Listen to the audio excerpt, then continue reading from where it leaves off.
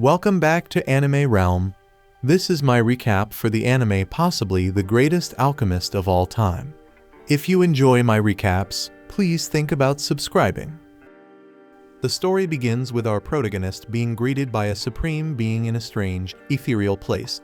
She tells him that he has been summoned to Midgard through an otherworlder's summoning spell, and she introduces herself as Lady Nolan. Then almost immediately she apologizes, explaining that he was accidentally caught in a summoning ritual meant for someone else. The protagonist confusedly points out the contradiction. She just welcomed him, yet says his presence here is a mistake. Nolan elaborates, explaining that the otherworlder's summoning system randomly selects individuals from countless worlds. He was excluded from the list of potential targets, but somehow, the system picked him anyway. This revelation leaves the protagonist stunned, and Nolan further clarifies that the summoning spell itself is inherently dangerous. The laws of Earth and Midgard differ so drastically that the act of summoning risks destabilizing Midgard entirely. This danger led to the spell being forbidden, yet a reckless nation still went through with it. Nolan noticed the spell's activation and intervened to minimize the damage, but she couldn't stop it entirely, and she managed to bring him to her domain for now. The protagonist asks if others summoned by the spell are in the same place. Nolan shakes her head, explaining that they were the proper targets and were sent to the Holy Sidonia Empire, where the spell originated. He realizes his summoning was purely accidental and asks her to send him back to his world, but Nolan regretfully admits that this is impossible. She explains that she was furious at the summoners for their recklessness, so she patched things up, ensuring they would never be able to use the spell again. Her explanation grows overly technical, so the protagonist gets overwhelmed and asks for a simpler version. So Nolan bluntly tells him that she's made it impossible for him to return to Earth, and even if it were possible, he no longer has a body waiting for him there. We then see that our protagonist is revealed to be nothing more than a soul in the shape of a fluffy furball, leaving him shocked at his lack of a physical body. Nolan apologizes, explaining that the summoning blowback caused this, as he wasn't meant to be a target. He frustratedly tells her that an apology won't fix his predicament and demands to know what will happen to him now, so Nolan urges him to give up on his old life and start anew as a resident of Midgard. He hesitantly asks if this means he'll be sent to the Sidonia Empire like the others, and Nolan admits she could send him there. However, she warns that the Sidonia Empire is a difficult and dangerous place, and as an accidental summon, his treatment there would likely be terrible. This disheartens him, but Nolan reassures him, saying she feels responsible for his situation and intends to help him. She reveals her plan to send him to a different nation, one where he can have a better chance, and promises to give him her blessing as compensation. Confused by her words, he listens as she explains that this situation resembles the premise of video games and anime in Japan, and that shit means that being sent to a fantasy world with opportunities for adventure. She enthusiastically claims it'll be exciting for him, though he feels nothing but anxiety. Ignoring his doubts, Nolan asks him to try opening his status window, and to his surprise, it appears when he thinks about it. The window shows he is now 17 years old, and despite being a 40-year-old salaryman in his previous life, he doesn't have a job listed. So Nolan explains that in this world, the concept of a salaryman doesn't exist. Instead, there are combat jobs like swordsman, mage, knight, thief, and hunter, as well as production jobs such as herbalist, alchemist, blacksmith, and carpenter. And since fighting doesn't interest him, he expresses his desire for a production job. So Nolan obliges and grants him a skill suited for production work along with a few other useful starter skills to aid him in his new life. She advises him that by utilizing his skills through practice and effort, he will eventually unlock a formal job title. And with that, she sends him to the continent of Asgard to begin his journey.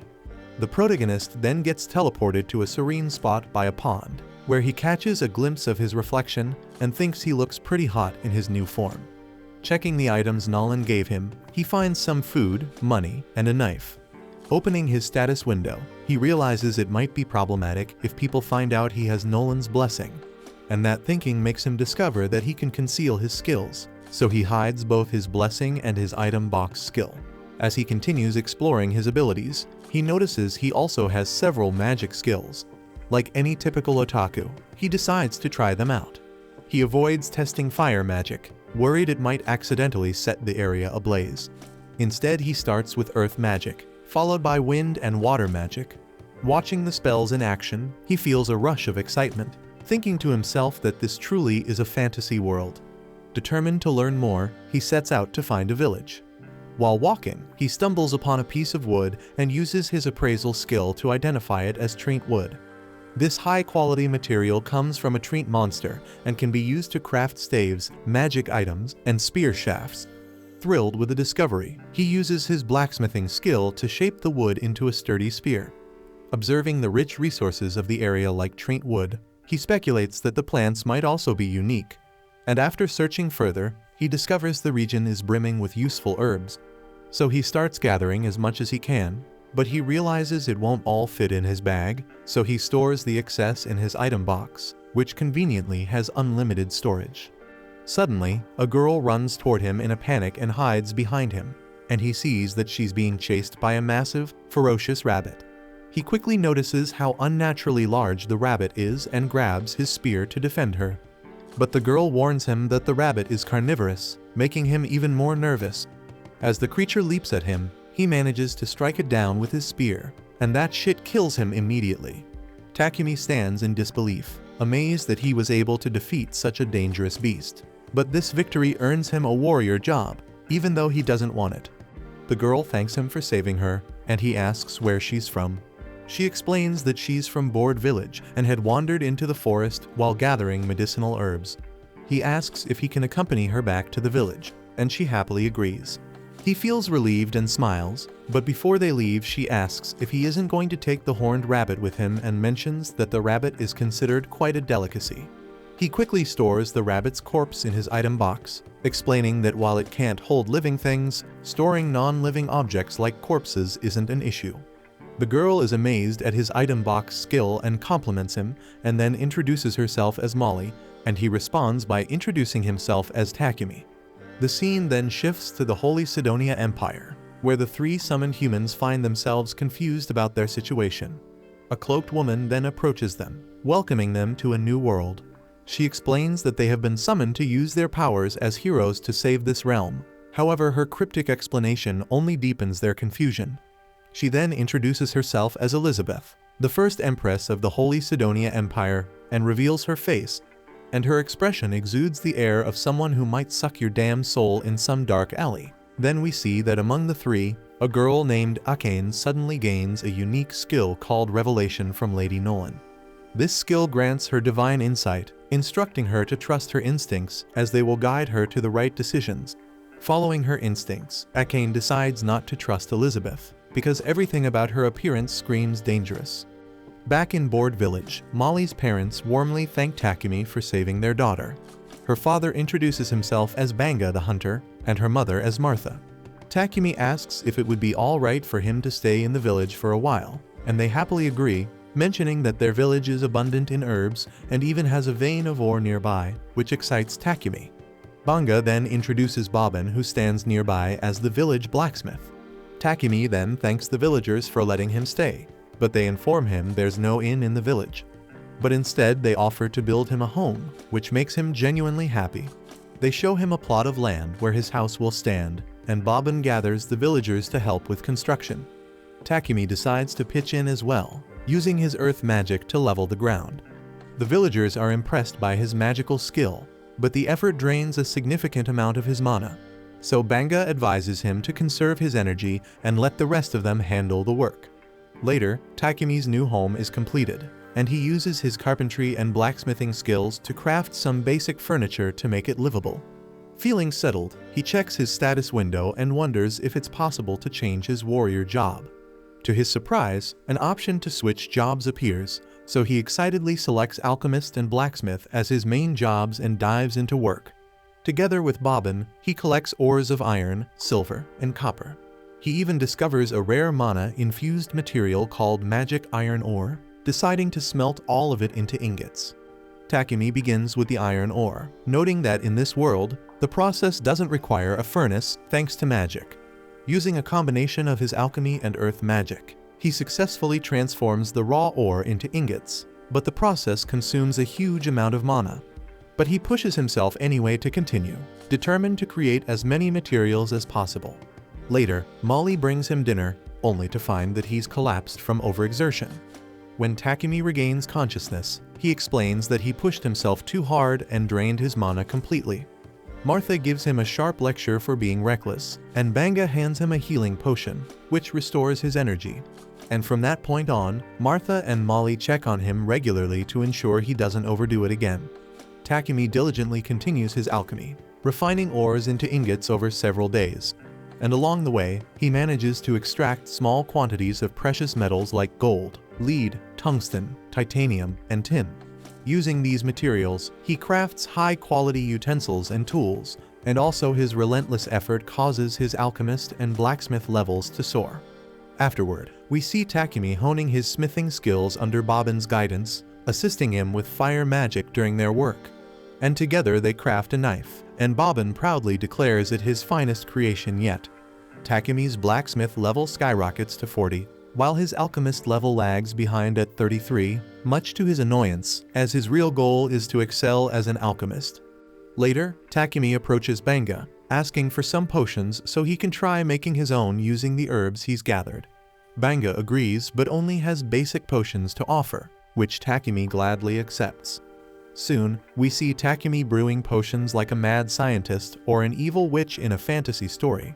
The process reminds him of his childhood, when he would experiment endlessly.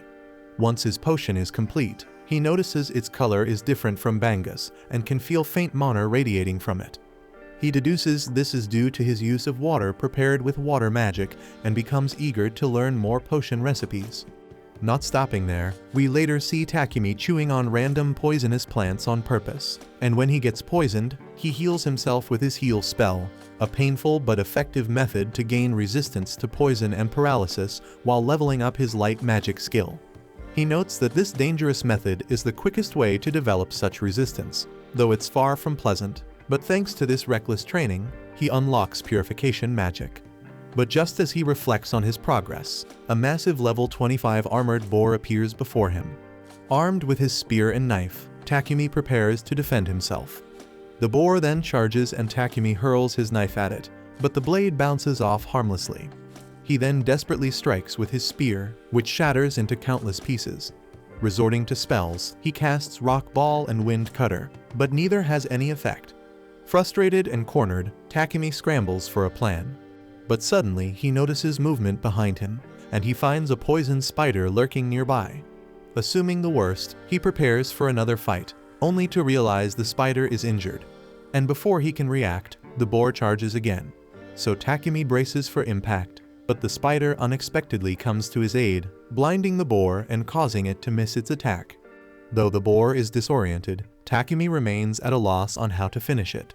But in a flash of inspiration, he uses his alchemical decomposition skill, and the spell dissolves the armored boar from within, defeating it completely. As the boar falls, Takumi gains martial arts and magic combat skills, leaving him in disbelief that his crafting magic saved him. Takumi then checks on the poisoned spider, noticing it's on the verge of death. Grateful for its help, he thanks the spider, assuming it risked itself to save him. Using his heal spell, he restores the spider's strength and prepares to leave, thinking everything is fine now.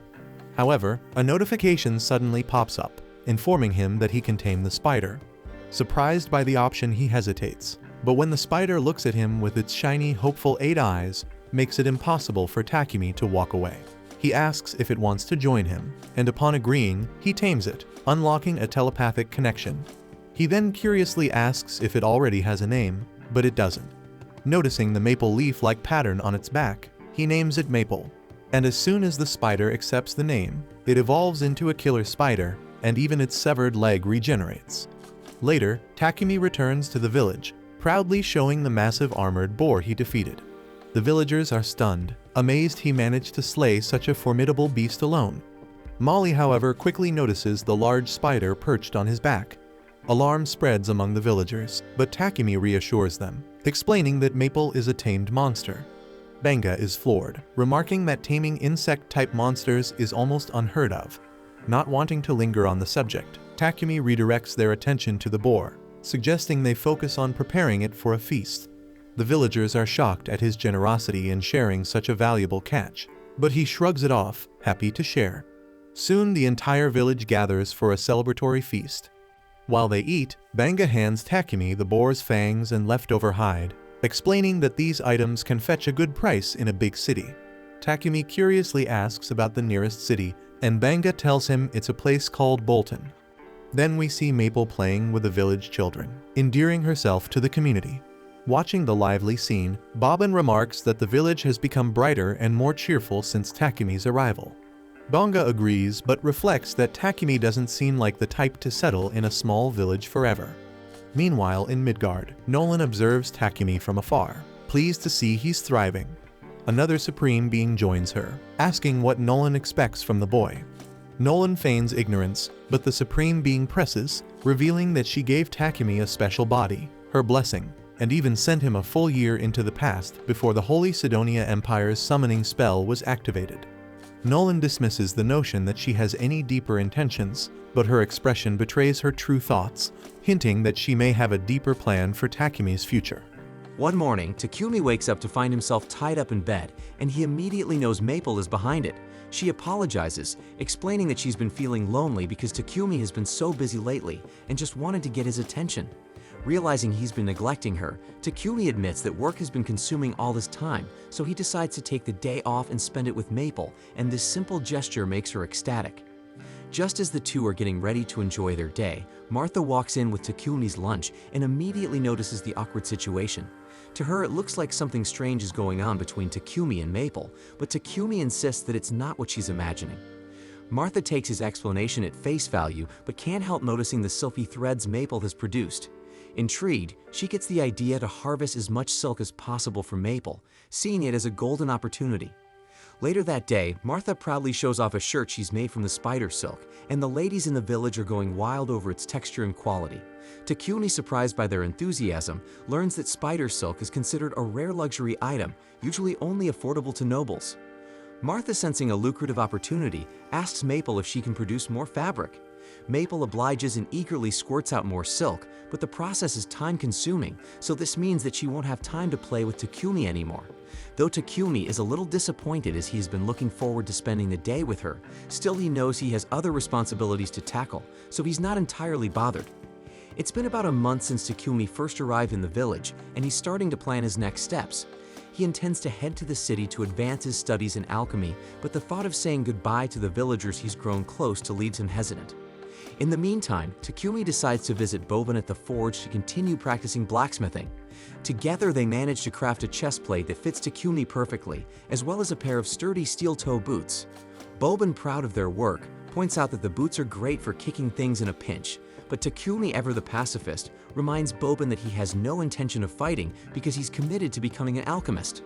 Just then Banga shows up, pleased to see that Takumi's armor is finally complete, though there's a hint of sadness in his voice.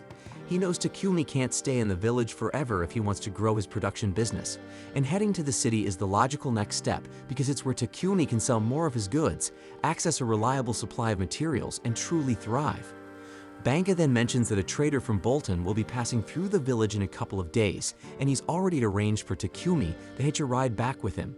While they're sad to see him leave, they understand this is for the best, and they encourage Takumi to start preparing for the journey.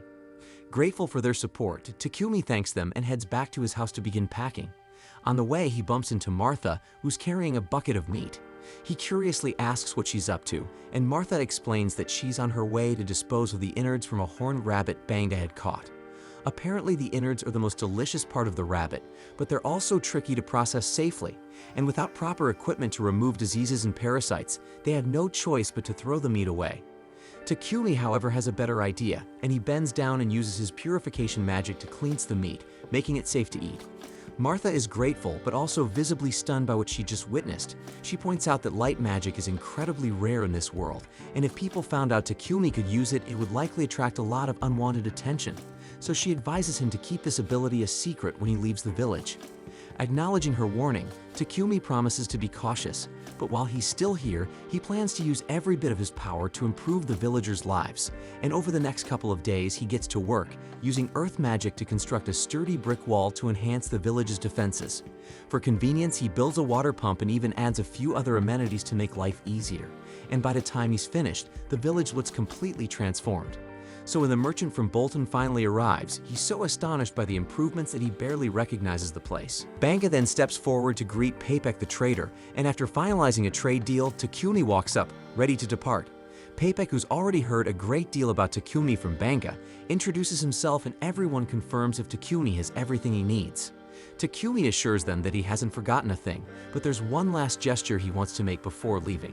He reaches into his bag and hands Banga a potion, and then explains that he already left about 100 similar bottles at Banga's house and urges him to use them in case of emergencies to heal any injuries. Papek, noticing the potion, asks for a closer look and is stunned by its quality because it's undoubtedly a high-level potion. However, Takumi seems oblivious to just how valuable his creation is. Soon, the rest of the villagers gather to bid Takumi farewell, and Papek kindly offers to wait until everyone has said their goodbyes. Molly then waves goodbye to Maple, who's cozily sleeping in Takumi's sack, and Martha hands Takumi an outfit made from maple silk, a collaborative gift from the village ladies. Touched by their thoughtfulness, Takumi thanks everyone for their kindness, especially considering how short a time he's been in their village. He then steps into the carriage, and the villagers give him an enthusiastic send-off, assuring him that he will always be welcome in their home. As the carriage heads toward Bolton, Papek comments on how deeply the villagers seem to care for Takumi.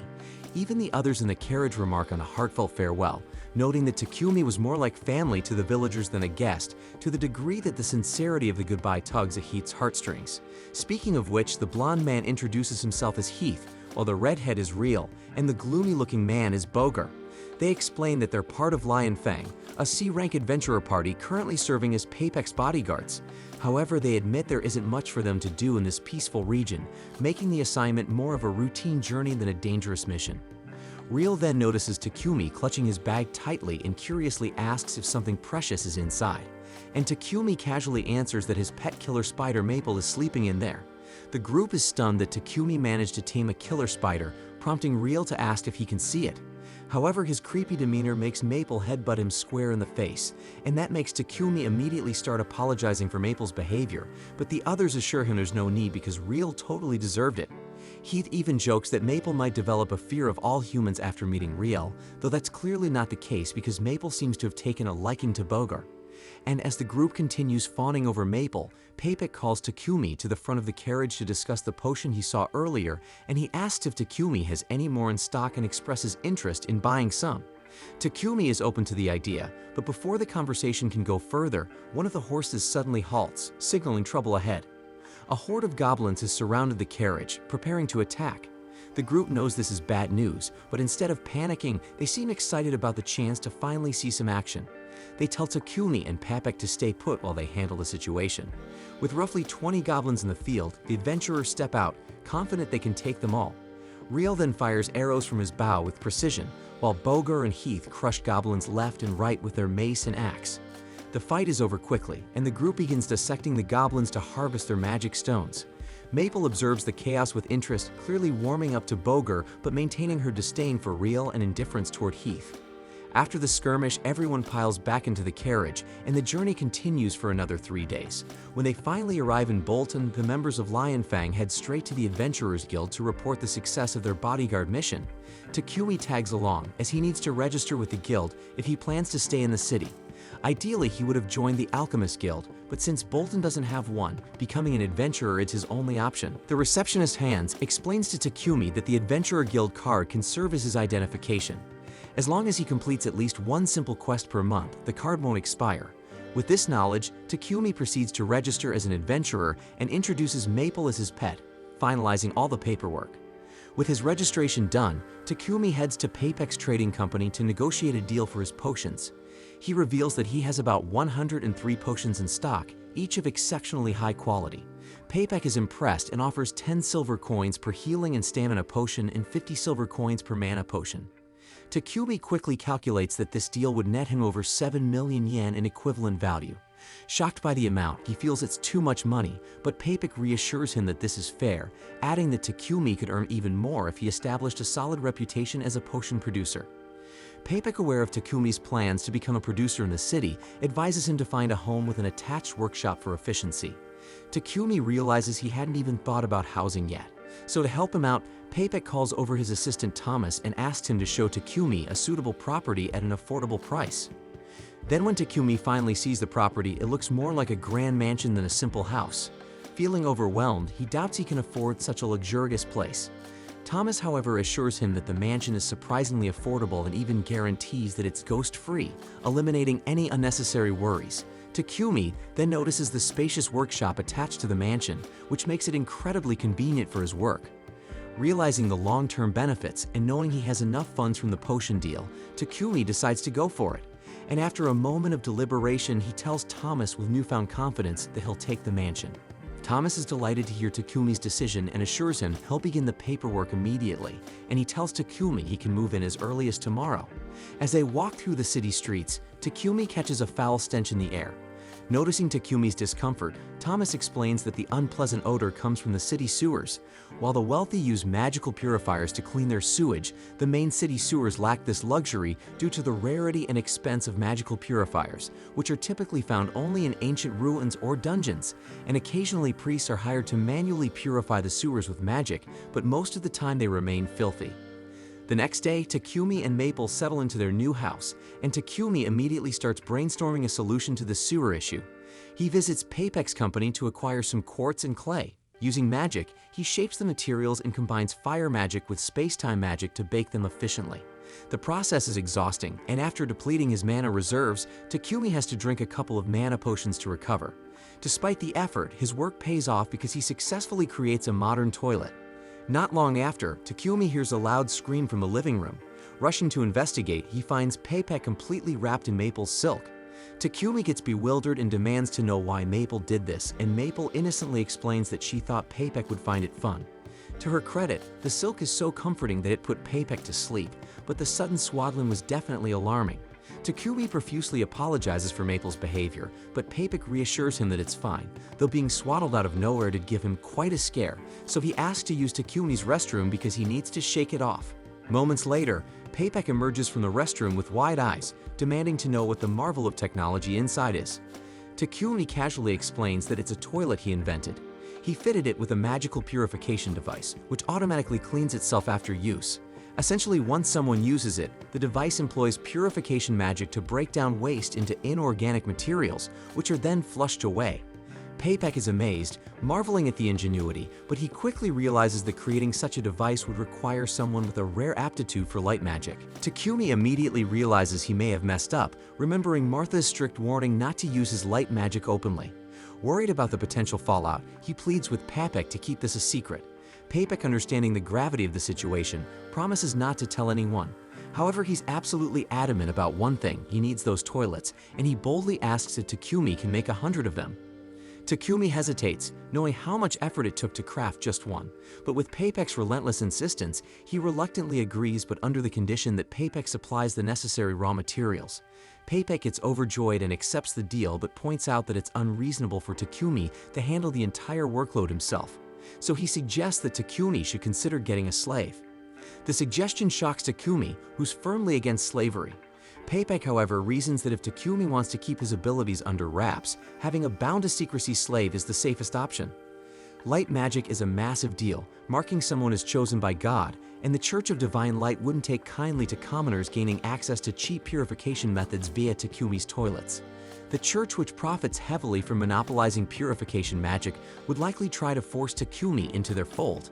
But Papek reassures him that he already has a plan to deal with the church, so Takumi doesn't need to worry about them for now. Papek then emphasizes that keeping the church in the dark about his light magic is paramount, which is why hiring a slave might be the safest option. But Takumi remains firmly opposed to slavery, vowing to handle the work alone if necessary. But before they can argue further, Takumi's guild card suddenly begins glowing. He curiously checks it and finds a notification requiring him to complete a verification quest to maintain his adventurer status. Realizing he won't have time to handle the toilet production alone, he reluctantly agrees to Papek's suggestion. Papek then takes Takumi to the Mulan Trading Company, assuring him they are the most ethical slave traders available. Then, while Papek goes to negotiate a good deal with the owner, Takumi steps out into the garden, drawn by its beauty. There he notices a stunning elf girl sitting alone on a terrace, and before he can say anything, she spots him and sharply orders him to leave. The scene then shifts to Takumi meeting Mulan, the owner of a slave trading company.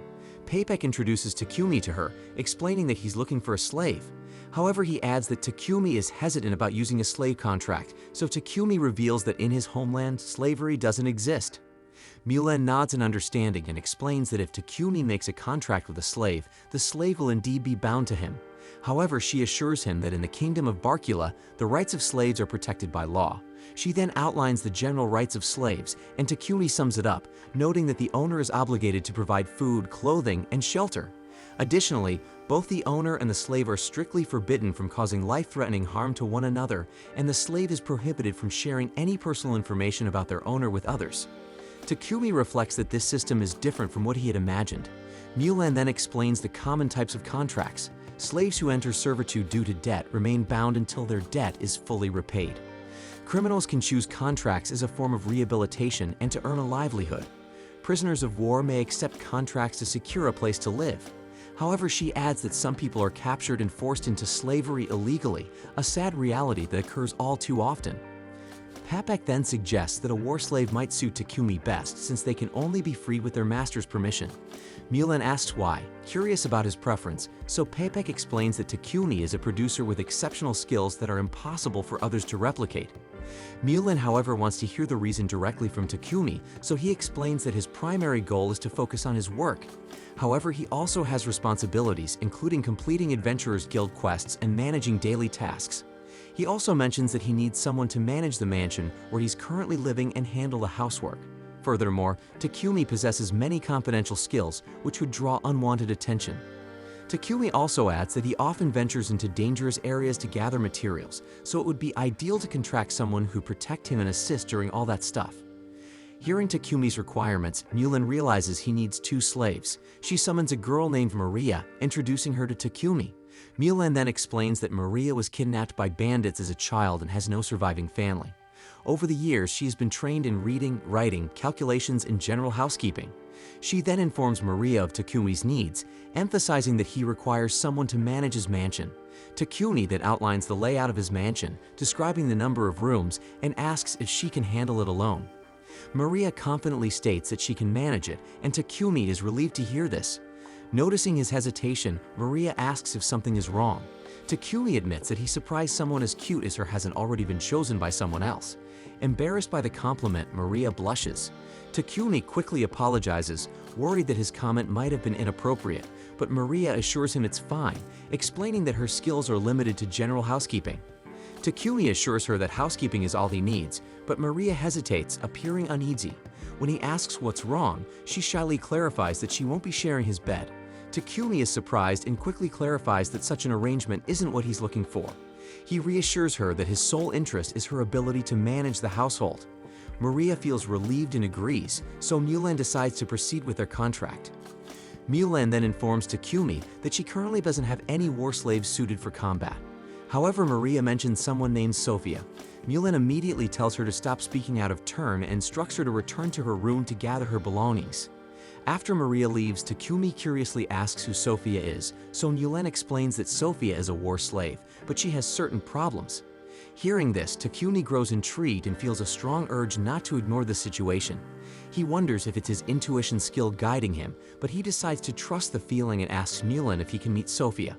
Mulan agrees and leads into where Sophia is kept. Mulan then explains that Sophia was captured during the war between the Kingdom of Triaria and the Kingdom of Yugger 50 years ago. Takumi is stunned by the time frame and asks for more details, so Mulan reveals that Yugger was a nation of elves, and for various reasons, Sophia has remained uncontracted ever since.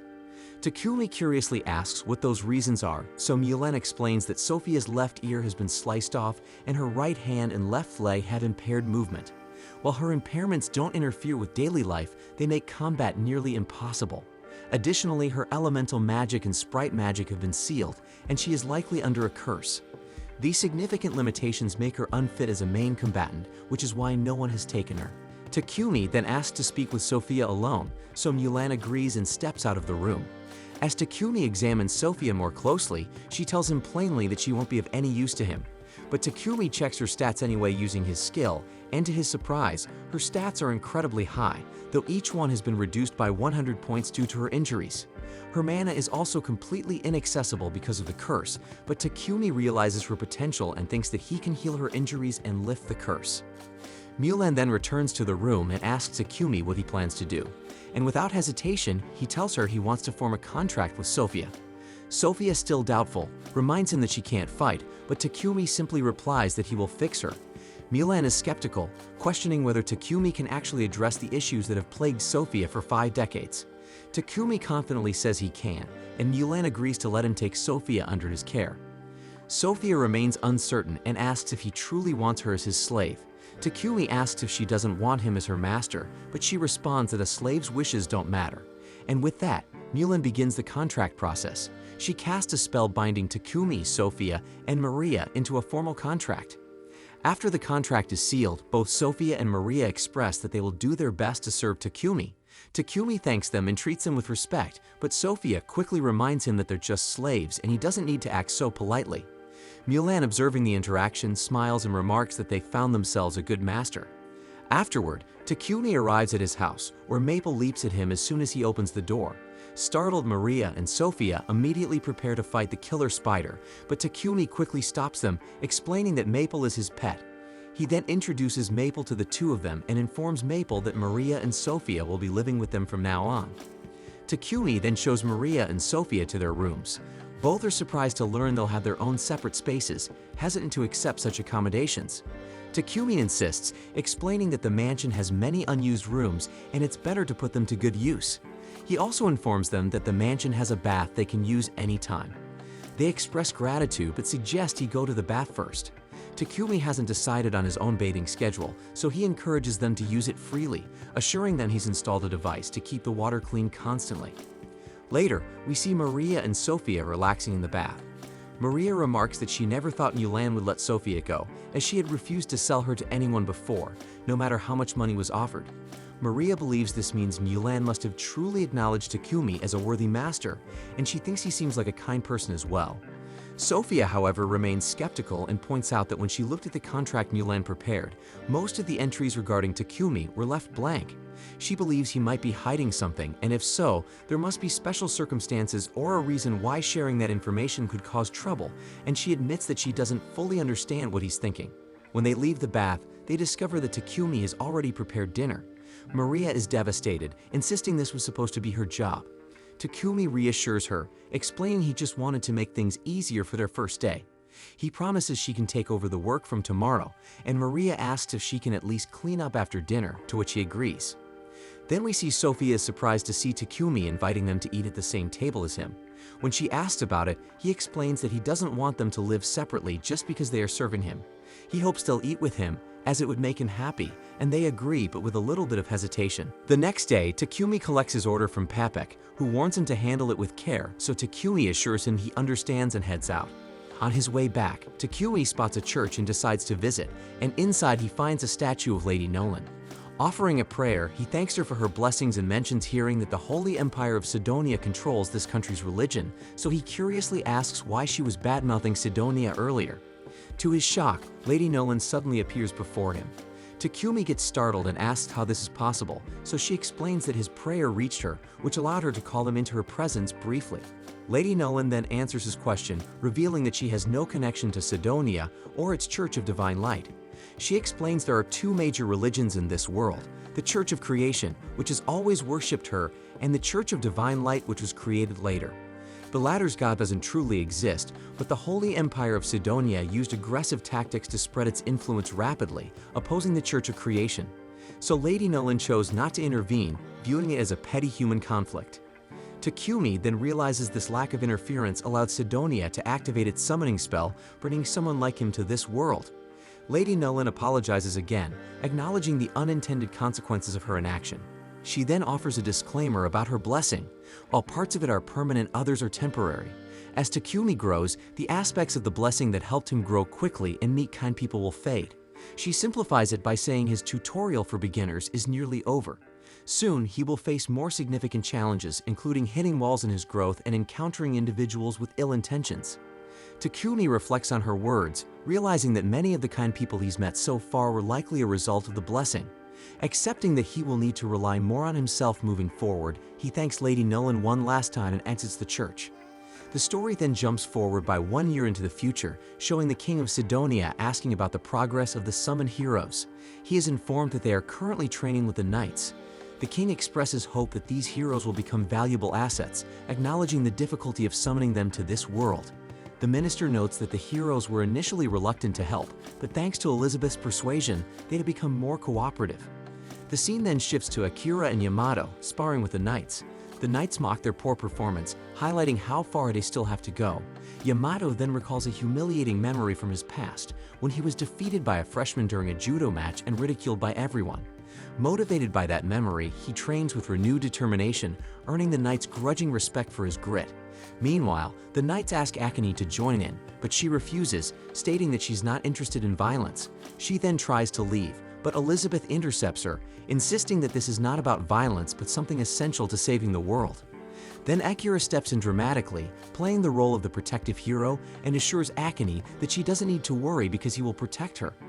Akane, unimpressed, ignores his bravado and thinks to herself that Elizabeth is dangerous. The story then transitions back to the present. At Takumi's house, he stumbles through the door, falling face first onto the floor. Maria and Sophia rush to help him, picking up his belongings, but when Sophia reaches for the bag Takumi had collected from Papek, he hurriedly places it into his magic bag. Sophia notices this and becomes suspicious, thinking he must be hiding something. Takumi then excuses himself and heads straight to his workshop. Sophia follows him discreetly, and inside she watches him immerse a knife into a strange liquid and injure his arm with it. Then he immediately heals himself using magic. He then prepares to repeat the process, muttering that Maria really messed up earlier. She misunderstands his words, so she approaches him but falls on him, accusing him of planning something terrible for Maria.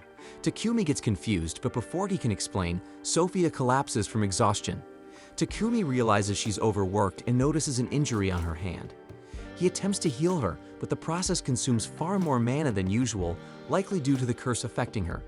Then, after expending significant effort, he manages to fully heal her, and in doing so, his light magic levels up. Afterward, Takumi carries Sophia to her room and asks Maria if Sophia's collapse happens often.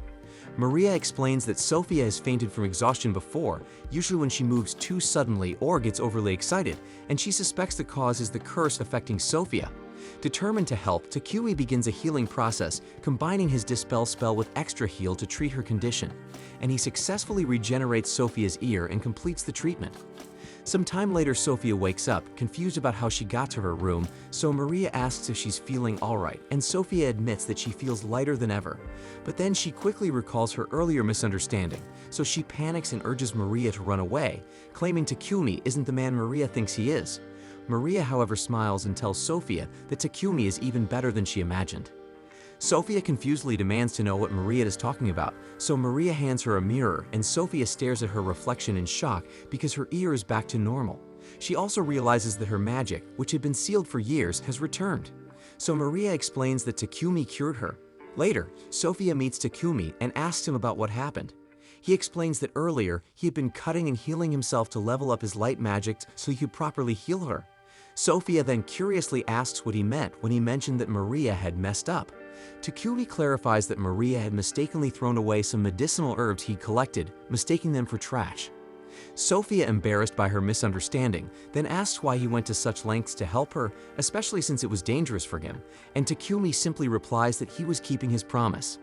Hearing this, Sophia bursts into tears, deeply moved by his kindness. She then kneels before him and swears her lifelong loyalty, vowing to serve him with unwavering devotion. The next day, we find Takumi in a quiet library, flipping through dusty alchemy books to dig deeper into this world's magic. To his frustration, most of the texts barely scratch the surface of alchemy, leaving him puzzled as to why such a straightforward discipline has faded into obscurity. But after some thought, he concludes that alchemy must be a relic of an ancient magical civilization. Conveniently, Lady Nolan's blessing allows him to understand all languages in this world, making even the most complex alchemy books laughably simple for him to comprehend. Armed with new knowledge, Takumi returns home, where Maria greets treats him with sandwiches for lunch. As they eat, Maria begins muttering to herself about how heartwarming it was to see Takumi and Sophia reconciling the day before. She sheepishly admits she had been spying on them from behind the curtains because apparently personal privacy is overrated. She gushes about how romantic it was to witness Sophia pledging her loyalty to Takumi, likening it to a knight swearing to protect a princess. Except in this case, Takumi is the princess.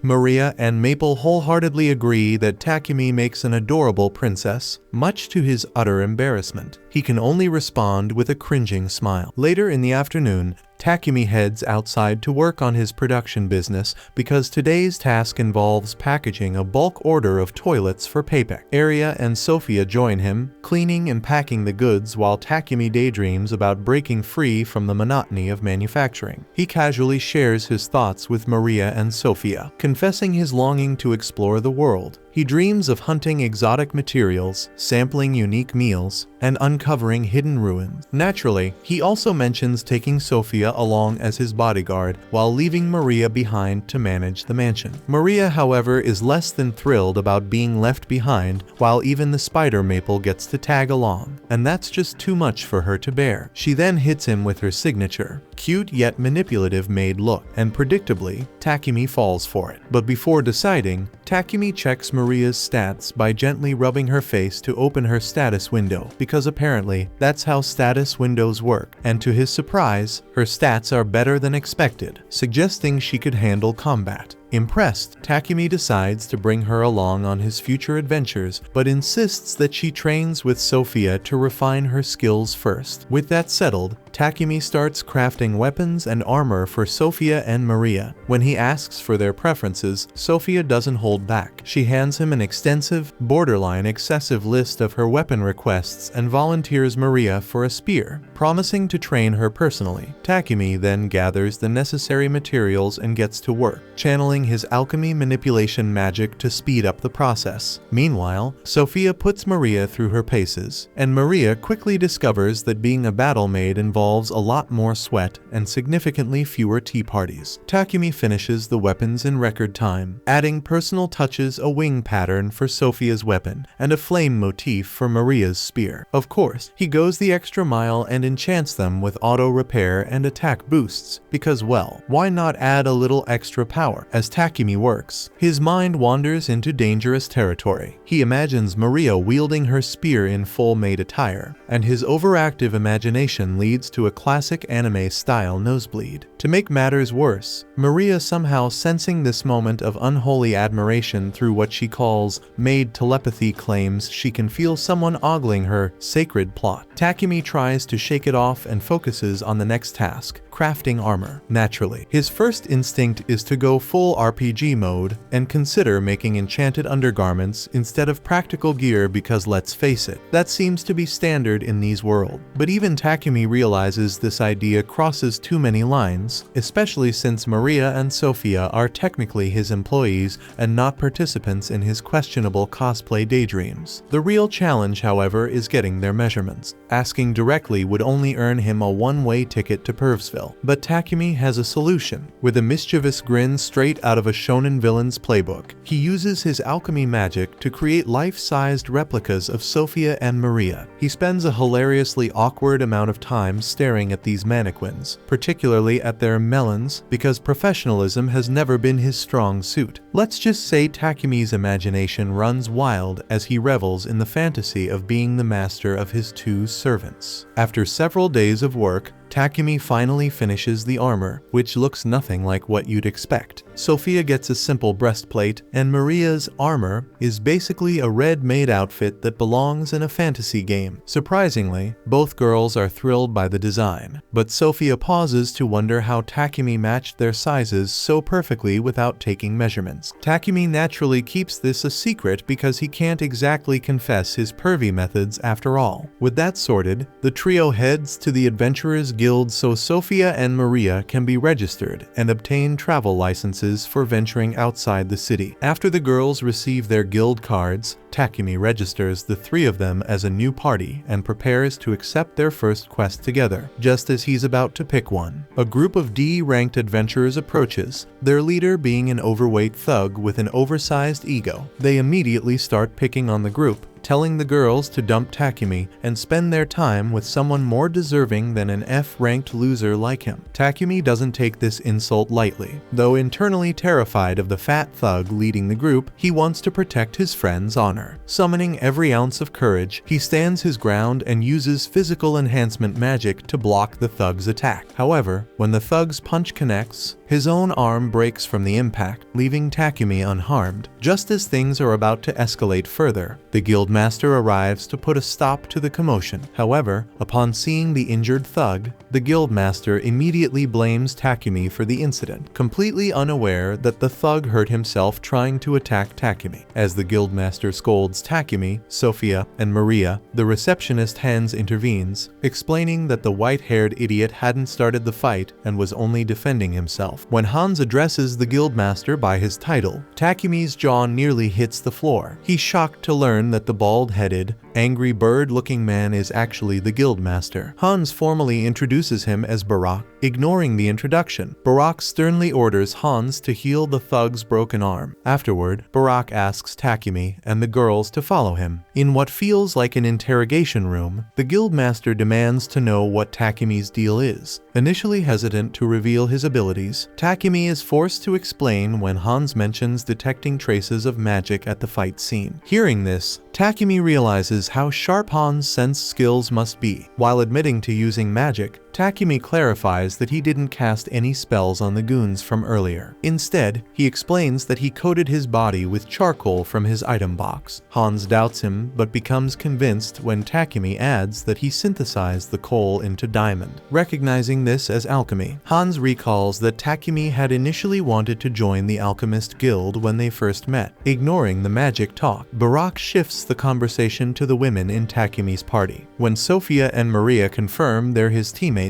Hans suggests promoting Takumi to rank D to deter further harassment from weakling. Barak agrees, noting it might prevent more skirmishes like the earlier one. However, since Sophia and Maria just joined the guild that day, Hans proposes assigning them some starter quests to help them rank up quickly. Realizing that climbing the ranks would make them better protectors for their master, the girls eagerly accept. Later that day, the trio heads into the woods to tackle their quests. They've been tasked with 3 jobs: exterminating goblins, dealing with kobolds, and gathering herb. As they venture into the forest, Maple signals Takumi about goblins hiding in the bushes. Takumi alerts the girls, and Sophia charges in, swiftly attacking the goblins. 2 more goblins rush out, but Maple ensnares their legs with her webs, allowing Takumi and Maria to finish them off with well-placed strikes. As they move forward, Takumi grows increasingly uneasy at the sheer number of kobolds and goblins they keep encountering. No matter how many they kill, more seem to appear. Sophia speculates that there's likely an encampment nearby, possibly with a general leading the monsters. The mere mention of a goblin general makes Takumi feel like his bladder might betray him. Sophia doesn't help, casually mentioning that it typically takes 5 rank D adventurer parties to wipe out an encampment with a general. The thought feels impossible to Takumi, but Sophia is confident they can pull it off if they combine their unique magic skills for a surprise attack. While her plan sounds promising, Takumi internally screams, wishing he were anywhere else but here. To make matters worse, Maple suddenly announces that it's about to evolve. Panicked, Takumi immediately opens an emergency portal to his pocket dimension and hurriedly sends Maple into it to avoid any surprises. Pressing on, they finally locate the monster's camp. Sophia estimates that there are around 300 to 400 enemies. The number alone is enough to make Takumi's legs wobble as he anxiously immediately reconsiders their options. With the enemy's location confirmed, Sophia, Maria, and Takumi raise their tightly clenched fists, activating the magic rings that Takumi gave them before for a coordinated strike. Sophia's powerful wind magic, Maria's massive rock barrage, and Takumi's blazing firestorm combine into a devastating attack, wreaking havoc on the monsters' camp and decimating their numbers. For a brief shining moment, the clueless coward Takumi believes they've won, but his hope shatters when an enormous goblin general and 2 knights emerge from the rubble, and their grotesque appearance sends chills down Takumi's spine. Sophia then charges at the goblin general while leaving the knights to Takumi and Maria. But despite being a coward at heart, Takumi defends himself and uses his fire magic to obliterate one of the goblins. Once the group completes their quests, they return to the guild exhausted. Seeing their haul of magic stones leaves Hans in shock. He can't believe they managed to complete the quest in a single day. Surprised, Hans takes them to the back room to meet the guildmaster. The guildmaster is just as stunned as Hans, wondering how they achieved such a feat so quickly. But before he can question them further, Maple enters in her half-human form and slaps the guildmaster on his bald head before introducing herself. Takumi and Sophia are shocked by her new form, but Maria is delighted and excited to hear Maple speak for the first time. And after that shit, Takumi is promoted to rank E, while Sophia and Maria are promoted to rank F. Later, Maria shows Takumi a design for new undergarments for her and Sophia, and when Takumi looks at Maria's initial design, it resembles men's undergarment, and naturally the perv can't let that slide. So he sketches a more feminine design for them, and the moment Maria sees it, her cheeks flush furiously, and she stammers as she begs him to make it. While they talk, Maple informs Takumi that Papek has arrived. Papek faints upon seeing Maple's new form, but when he recovers, he tells Takumi that the Lord of Bolton has summoned him to express gratitude for the toilets he made. When Takumi meets the Lord, he is thanked repeatedly for his contributions to the town's sanitation. The Lord's kindness surprises Takumi, who starts to think of him as a good and honorable leader. Later that evening, Maple delivers the finished underwear to the girls. As they hold it up, they marvel at how comfortable it feels and jokingly ask if they can try it on in front of Takumi. This suggestion is enough to make the virgin dimwit freak out entirely, screaming like a scared little girl. He bolts into his room and slams the door behind him, leaving the girls laughing at his embarrassment and thinking that he is too chicken. The scene then shifts to Takumi putting the final touches on his refrigerators. Maple inspects one with fascination, marveling at the cool air inside. Takumi explains that the fridge is designed to keep food fresh for longer, preventing it from spoiling too quickly. The other girls gather around, enjoying the refreshing breeze, but Takumi warns them not to leave the doors open for too long. He then walks them through the process of how he built the fridge, and Maria, clearly thrilled, thanks him, excited that she can now cook with fresh ingredients whenever she wants. Takumi then asks which color they prefer, and after some discussion, they settle on the blue one. Satisfied, Takumi takes the remaining refrigerators to Papek, letting him know that he's ready to start his next project. Sophia, curious as ever, wonders if he's inventing something new yet again. However, Takumi tells her that this time, he's thinking about upgrading their equipment. After their recent fight with the Goblin General, he realized that their current gear won't be sufficient for their future journeys. He adds that both his blacksmith and alchemist levels have improved recently, so instead of using magic steel, he plans to work with adamantite and mithril. This surprises Sophia,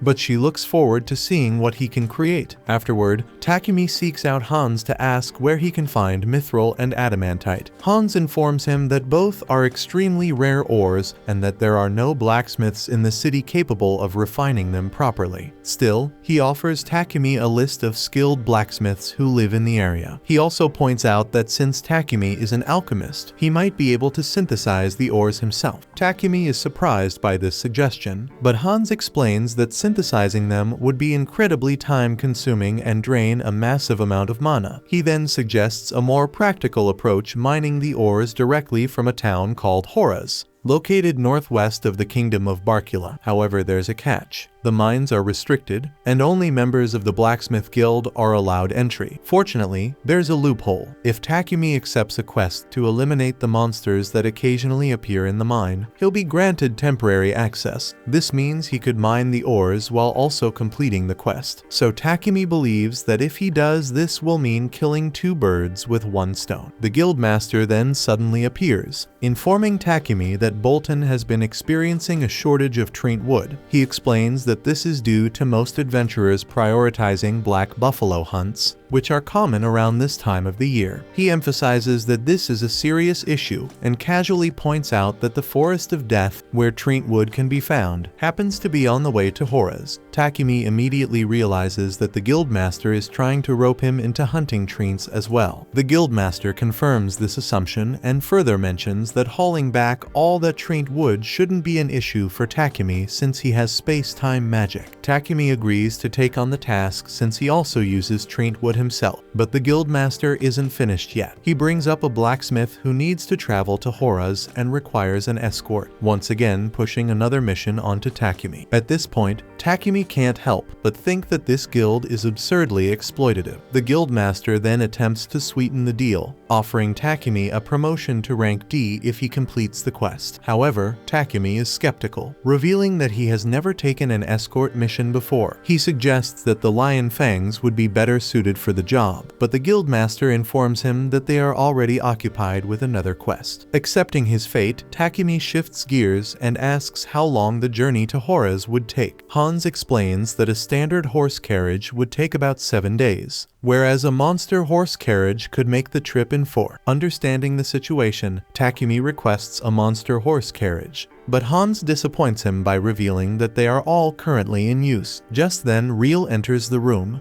stating that their party is the one using them. Hans assumes that Real's group must have completed their quest, but Real clarifies that they haven't. He is only here to deliver a black buffalo they hunted along the way. He warns the guildmaster that upcoming escort missions will be dangerous due to an increase in advanced species in the forest. However, the guildmaster remains unfazed, remarking that higher risk means higher reward. Real shakes his head at the guildmaster's cold attitude and mentions that he will be departing tomorrow morning to rejoin his party. Seeing an opportunity, Takumi offers Real a place to stay at his house, even telling him he can use the bath, so Real happily agrees. But before they part ways, Takumi mentions that he has some business to handle first and offers to give Real his home address and he will catch up to him later. However, Real simply shrugs and says he'll just tag along. The two of them then head to Papek's company, where Papek readily agrees to lend Takumi a monster horse carriage for his mission. In return, he asks Takumi to wholesale some of the ores he mines, to which Takumi agrees. Papek then eagerly shows off the fridge Takumi made, practically begging him to produce more, completely obsessed with the invention. Meanwhile, back at Takumi's house, Sophia is growing anxious. She paces around, worried that her master still hasn't returned home. Thoughts race through her mind, wondering if something bad has happened to him, and she deeply regrets not accompanying him on his excursion. As night falls, Takumi and Real finally make their way back to the mansion, frustrated that they weren't able to find any blacksmiths skilled in working with mithril. Takumi mentions that they managed to visit everyone on the list except for one, as his shop was closed. Just then, they come across a hooded figure blocking their path. Real immediately senses a dangerous aura radiating from the figure and instinctively tries to pull Takumi away, but before they can escape, the figure moves to intercept them with a swift kick to Real's head. To their shock, the hooded person reveals themselves it's Sophia. Mistaking Real for a kidnapper, she lunges at him with full intent to kill, but Takumi quickly steps in to stop her. After a tense moment, he explains the situation, and Sophia immediately apologizes. Real, still shaken, shrugs it off, but now has a mountain of questions about Takumi's life. When they finally arrive at the mansion, Real is taken aback by the number of girls living in Takumi's house. He eyes them all suspiciously and wonders what kind of wild life his friend is leading. Takumi casually explains that he needed help around the house, so he bought some slaves. As Real processes this, his attention shifts to Maple, who has now evolved into an arachne. Excitedly, he asks if she remembers him, only for Maple to glare at him with pure hatred, completely crushing his fragile heart. Real groans about how unfair life is, lamenting that Takumi is surrounded by beautiful women while he remains the only single member of his party. Takumi, trying to console him, reassures him that none of these girls are his girlfriends, so this gives Real a sudden boost of confidence,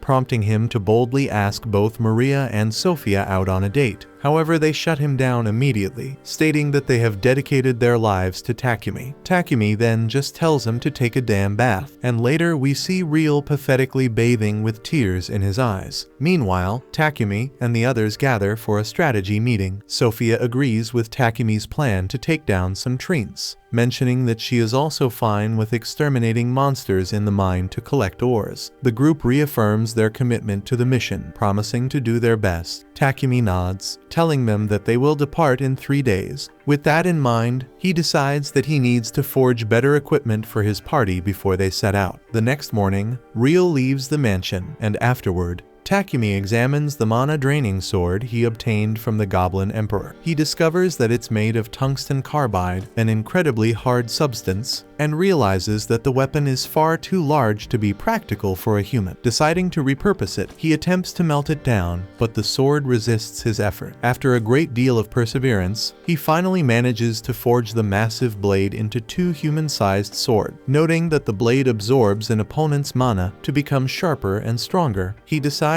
to gift one to Sophia. 3 days later, Takumi and his group prepare to depart for Hora's. Papik informs him that the client for the escort mission is already inside the carriage. Introducing himself, Takumi meets D. Gambo the blacksmith, who will be accompanying them. With everything set, they set off on their journey. Back at the guildmaster receives urgent news from the Hora's guild that monster activity in the forest has significantly increased. However, he realizes that it's too late to act, as Takumi's party has already left for the Forest of Death, so he hopes they don't run into any advanced species, knowing how dangerous the journey could become. Meanwhile, Takumi and the others continue onward, unaware of the looming threat. Meanwhile, back in the royal capital, a messenger from the palace meets with Papik. Expressing gratitude for the toilets he provided to the king, the official informs him that they are considering implementing them throughout the capital, believing this innovation will completely resolve their long-standing sewage problems. Papik is pleased to hear this, but the official then warns him that word of this advancement has spread far, even reaching the Holy Sidonia Empire. Given their reputation, the empire is likely to take action. Fast forwarding a year into the future, we see that both Yamato and Akira have grown into formidable fighters, impressing those around them with their rapid development. However, Akane remains skeptical of Elizabeth, keeping a watchful eye on her. Returning to Takumi's group,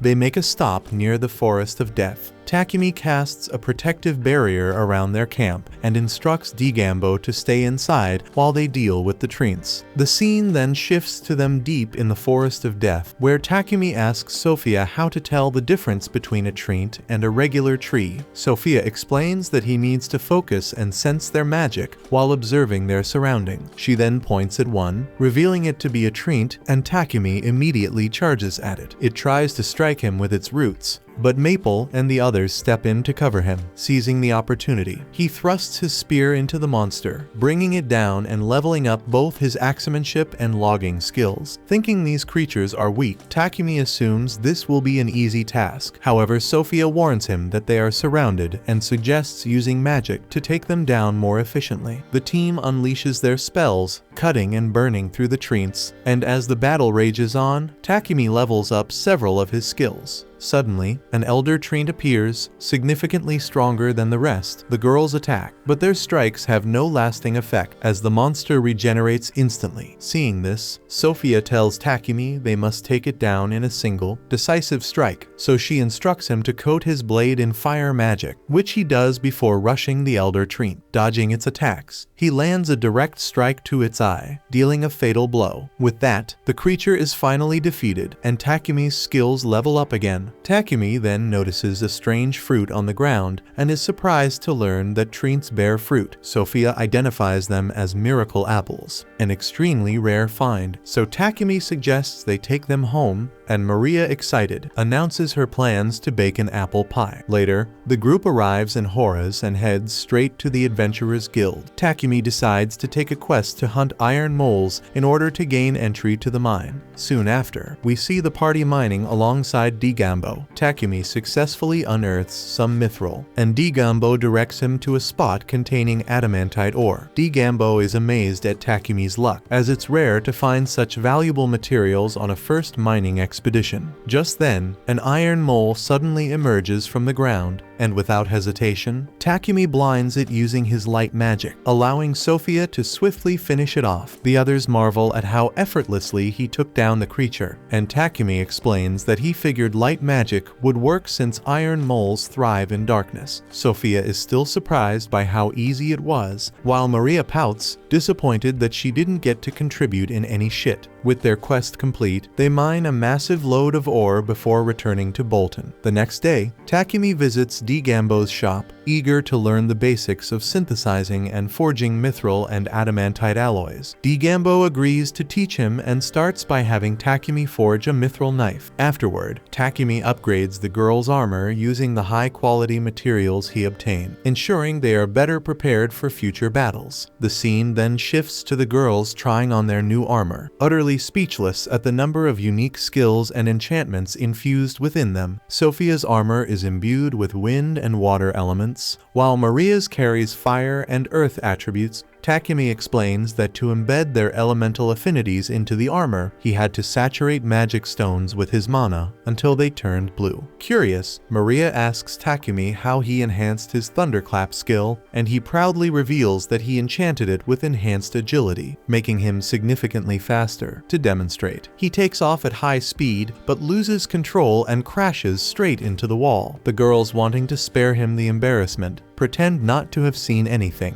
while Takumi realizes he needs to get used to his newfound speed. Next, he presents Maria with her new spear, Explode, which can fire fireballs, while Sophia receives Tempest, a spear that releases wind energy. She then tells Takumi that if he ever finds himself in danger, she wants to be the one to protect him, even at the cost of her life, so she asks him to craft a shield for her so she can guard him more effectively. Moved by her dedication, Takumi agrees to make a shield for her, but he gently reminds her to value her own life as well. Meanwhile, Lady Nolan observes Takumi from afar, but when she turns her vision toward Akira and Yamato, she sees an ominous scene unfold. The story then jumps 1 year into the future, revealing that in the Holy Empire of Sidonia, the heroes are preparing to march into the kingdom of Samandor. The Emperor entrusts them with the mission, and the heroes swear to do everything in their power for the sake of the world's peace. Back in the present, Takumi finally completes the shield, but the effort has completely drained him. Sophia, watching him from a nearby window, feels guilty for requesting the shield. Seeing how exhausted he is, she begins to think that Takumi would have an easier time if he had someone to assist him in his workshop. Meanwhile, in the royal capital of Bacalados in the kingdom of Barcula, the king receives an urgent letter. It reveals that the Holy Empire of Sidonia has learned about the purification magic and is demanding further details. The advisor from earlier speculates that another messenger may arrive within days, but the king grimly notes that, despite the polite wording, this is nothing short of a veiled threat.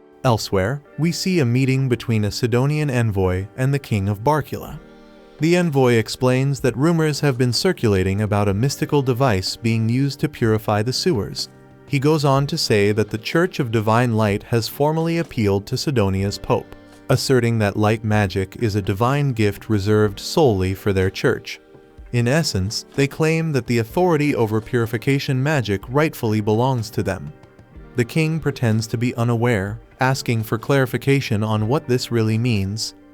The messenger continues, stating that the Pope demands that the purification magic circle along with its patent be turned over to the church.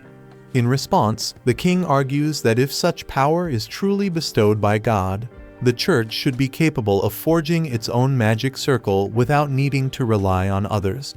The envoy then adds that the Pope has further ruled that employing sacred purification magic on a magical toilet is absolutely inexcusable, and that whoever is responsible for creating such a contraption must be delivered to the Empire of Sidonia.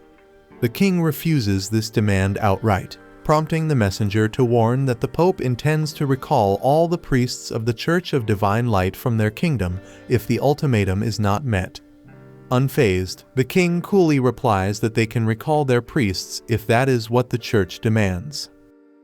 The narrative then cuts to Papik informing Takumi of the unfolding drama. Takumi is astonished that the king would adopt such a severe stance toward Sidonia's emissary solely for him. Papik reassures him that it isn't a major problem, but Takumi points out that such actions might turn the church against them. Papik then reveals that within this kingdom there exists another religious faction besides the Church of Divine Light, a fact that catches Takumi's attention, as he deduces that he must be referring to the Church of Creation. Papik is surprised that Takumi is aware of this alternative faith, and goes on to explain that the Church of Creation venerates Lady Nolan. Curious, Takumi asks which deity the Church of Divine Light worships, and Papik responds that they revere a god known as Anat. Shifting the conversation, Papik notes that the kingdom of Barkula prides itself on religious freedom, which has allowed the long-established Church of Creation to amass many followers, unlike the Church of Divine Light, whose priests demand exorbitant fees for their recovery magic. The clergy of the Church of Creation perform similar feats merely as a gesture of goodwill. Realizing the implications, Takumi concludes that the Church of Divine Light is being bolstered by the Holy Empire of Sidonia, and he wisely decides that it would be best for him to steer clear of getting entangled with them. Papik then informs Takumi that he's actually here today with a special request. He explains that through Marquis Godwin, he had offered the king some samples of his innovative toilets and refrigerators, and in return, the king has requested a meeting with Takumi. Takumi is taken aback by this news, and Papik adds that although the king won't be angry if Takumi declines, his pleading puppy dog eyes tend to sway decisions regardless. Later, Takumi gathers his slaves and announces that he will be heading to the royal capital of Bacalados, asking if any of them would like to accompany him. Excited at the prospect of visiting the capital for the first time, they all agree, and Takumi informs them that they'll be departing in a week, advising them to prepare in the meantime. Maria wonders aloud how long the journey will take, and Takumi explains that if they ride monster horses, it should take about a week, so Maria immediately points out that such a trip would require plenty of food. Leaving the logistics to Maria, Takumi then mentions that he plans to craft new cloaks for the group while they wait. Curious, the others ask why, and he reveals that Papik has secured some dark elemental magic stones for him. With these stones, he can enchant the cloaks to block perception, a feature that Sophia praises as being especially useful in combat. Takumi also notes that the cloaks will help the girls avoid unwanted attention from unsavory perverted characters in town. The scene then shifts to the two girls out shopping in town. Maria remarks that Takumi isn't valuing himself as highly as he should, and Sophia agrees, even beginning to list all of his admirable qualities. Surprised by how well she seems to know their master, Maria teases Sophia about it. Embarrassed, Sophia quickly changes the subject, making it clear to Maria that she's totally smitten. The scene then shifts to Takumi, kneeling in a quiet church as he prays to Lady Nolan. She greets him, inquiring where his offering is, and he beams at the sight of her once again. Aware that his journey to the capital is imminent, she asks if he has come to seek safe passage, and she requests that he present her offering. Takumi, however, insists on having some questions answered first. He asks her whether Anat exists as a supreme being distinct from her, and with an air of quiet authority, she declares that she is the sole supreme entity, leaving him to wonder who or what Anat might be, offering only vague reassurances that he will come to understand in time. She leaves him still curious, especially as the Empire of Sidonia appears to be encroaching ever closer. Takumi recalls her earlier words about her blessings being conditional upon his actions and asks if Sidonia's interference is linked to that very clause. She dismisses his query, reminding him that it is precisely Sidonia that brought him here, a matter far beyond the scope of a mere blessing. The young mage then recalls rumors of heroes heroes summoned by Sidonia and presses her for news. Noting that he has heard nothing of them since his arrival in this world, Lady Nolan then reveals a startling truth. She has actually sent him back in time by 1 year, meaning the heroes have yet to be summoned. Takumi is puzzled by this intricate twist, and when he persists with his barrage of questions, she curtly tells him that time is up. Before he can continue, Lady Nolan strikes him, and he loses consciousness, awakening later in the real world. He reflects that she must have been evading his inquiries, but he shrugs it off, as he has no real desire to meet these heroes anyway. The narrative then jumps forward 10 months into the future within the Holy Empire of Sidonia. There Akira is shown training diligently with his sword, having honed his skills considerably, while Akane and Yamato watch his progress with admiration. Back to the present, and we see Takumi presenting the new cloaks to the girls. Maple immediately notices that the cloaks perfectly complement his attire, while Sophia initially remarks that the matching ensemble is a bit too bold. So Takumi wonders if perhaps she dislikes the look. However, Sophia quickly assures him that she loves it, much to his relief and delight. Later, we learn that Takumi plans to build his own carriage rather than borrowing one from the guild, aiming for greater comfort. He explains that although he can construct a carriage, they lack a monster horse, so he initially considers borrowing one from the guild. However, Maria steps in and reminds him that this town is known as the City of Adventurers for a reason. She recalls the perils of the Forest of Death and warns him that many dangerous areas with lurking monsters exist. In her view, there are not only monster horses, but also unicorns and drake horses, creatures that are both faster and sturdier. The scene then shifts to the forest surrounding the city, where Takumi ponders whether drake horses are truly swifter than monster horses. Sophia confirms that they are, and even add that they possess superior stamina. Curious, Takumi asks if this speed is due to their being of a dragon type, to which Maria clarifies that while they aren't actually dragons, they do resemble normal horses, except they sport a horn and are covered in scales reminiscent of a dragon's hide. Realizing this is the origin of their name, Takumi nods in understanding, and Maple becomes excited at the thought of finally having a monster friend. Suddenly, Takumi and the others encounter a bush wolf that dashes right past them. Sophia looks puzzled, and Takumi attributes the wolf's failure to detect them to the effectiveness of their new cloaks. While he praises the cloaks for keeping them hidden, Sophia removes hers, arguing that they need to engage in combat to train and strengthen themselves. The narrative then transitions to a scene of Sophia defeating a boar, prompting Maria to remark that they've now got extra meat. Maple urges them to hurry up, and Takumi soon spots a fallen tree.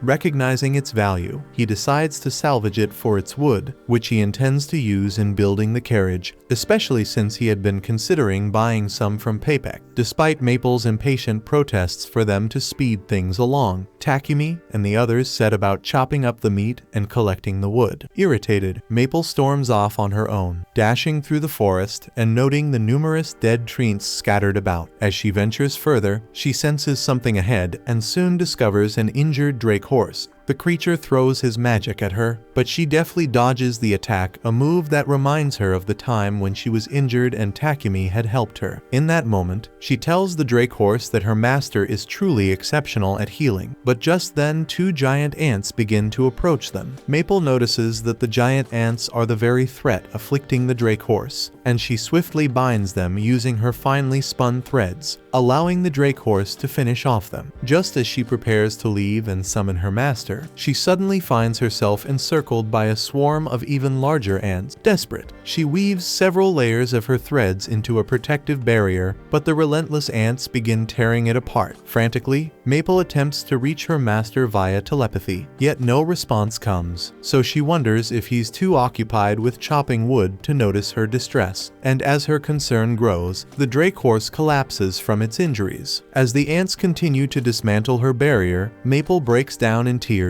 lamenting her master's absence. Just then, the ants finally tear the barrier apart, and Maple instinctively tries to shield the Drake horse with her own body. And at that crucial instant, she feels a gentle hand on her head and realizes that her master has arrived. It turns out that the rest of the group has managed to eliminate the invading ant. Maple, still shaken, asks Takumi where he had been, as she had been desperately calling out his name, so he apologizes and explains that her threads had interfered with their telepathic link, but he sensed something was awry when their mana connection dropped, so he followed the trail that she left. He offers a sincere apology for his tardiness, and Maria points out the injured Drake horse. Takumi examines the creature and sees that it has lost consciousness from its wounds, so Maple pleads with him to save the horse. Recognizing that Maple had been trying to protect the animal, Takumi attempts to cast a healing spell on the Drake horse, only to be repelled by its instinctive wariness of humans even in its unconscious state. Realizing that the Drake horse's condition might be fatal if things continue as they are, and with Sophia alerting them to the approach of additional monsters, Takumi has no choice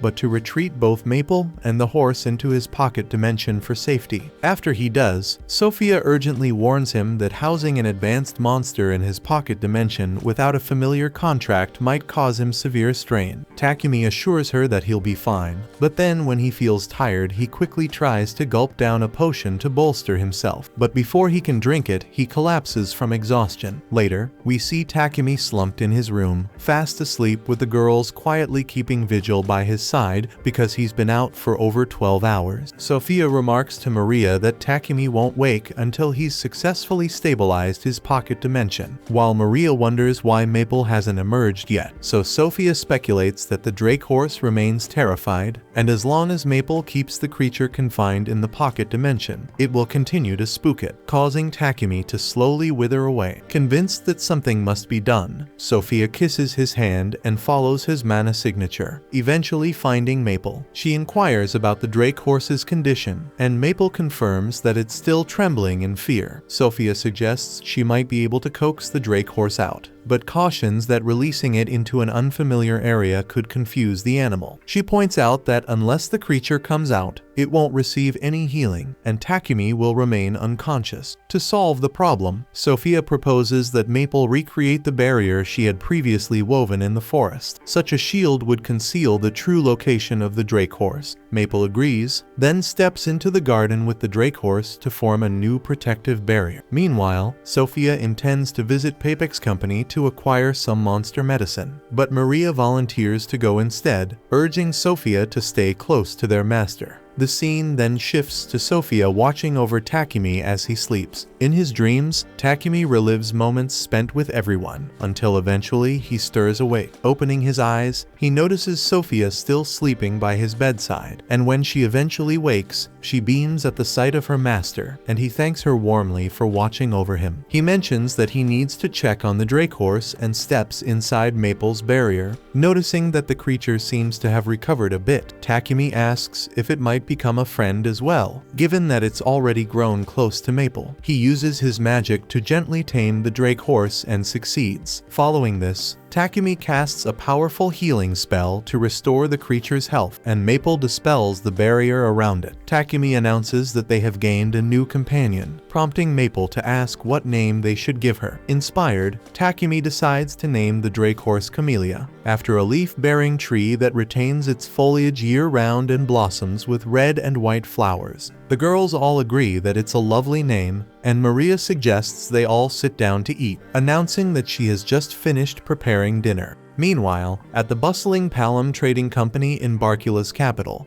the owner frantically tried to sell a beast-man slave gifted with magical prowess, yet the potential buyer remained utterly indifferent. Though he conceded that a beast-man with such rare abilities was a unique find, he insisted on a live demonstration of her magic. The slave earnestly declared that she planned to study hard and eventually prove her worth. However, her promises didn't satisfy his immediate demands, and the buyer ultimately walked away empty-handed. Disheartened but not defeated, Reva was gently consoled by the owner, who reassured her that one day a discerning and kind master would recognize her true potential.